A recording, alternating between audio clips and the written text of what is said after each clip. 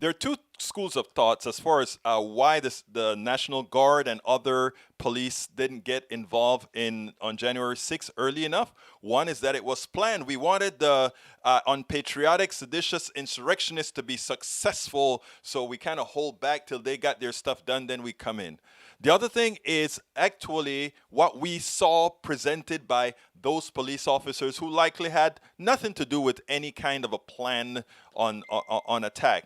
We noticed that the treatment that these insurrectionists got looked very, very different than the treatment the average Black Lives Matter or other protesters would have otherwise received. And, you know, listening to the former assistant director, FBI director, what he had to say, it puts that second thought into place, that there is a lot more to why better preparation wasn't made to protect the Capitol. Check out what he had to say, then let's take it on the other side.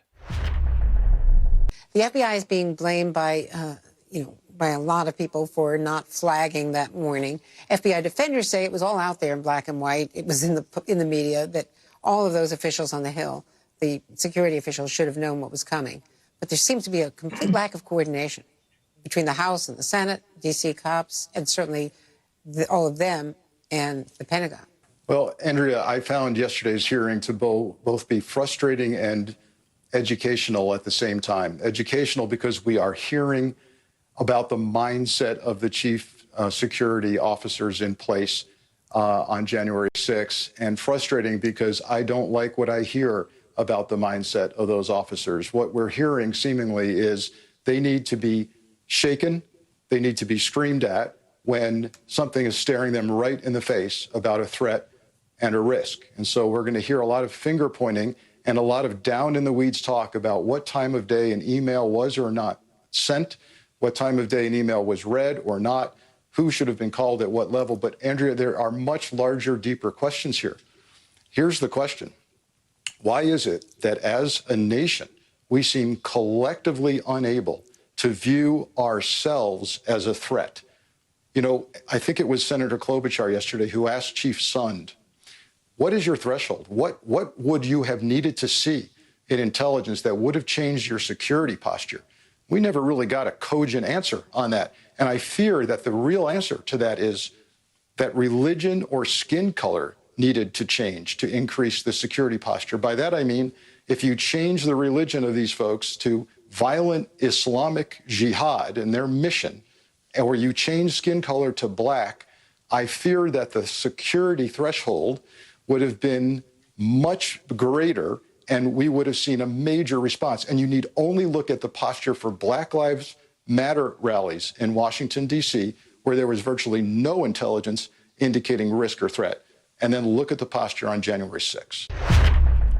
And that says it all, right? That says it all. But then again, if you think you are exceptional, then you can't do anything that puts a hole into that belief, right? I mean, you cannot be like those who will attack your own country, in as much as we've had many of those. You cannot be like those who have to bring the military in to protect your national resources like those others. But you know, we've had to do that several times again. But again, his final statements are the most prescient. Deep in the core, it's that the only folks that we look at that could possibly perpetrate that which is wrong comes from those of that religion or those of that hue. We spend a lot of time deconstructing the news, trying to parse it into a form that everybody can understand. We try to find those little nitpicks where it flies above the fray, etc.